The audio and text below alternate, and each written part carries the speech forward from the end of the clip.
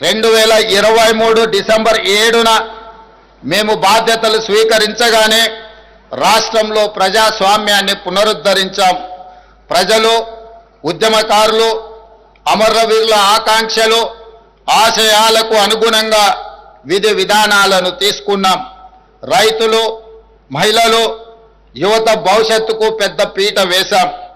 సామాజిక తెలంగాణ ఆవిష్కరణకు చారిత్రాత్మకమైన నిర్ణయాలు తీసుకున్నాం.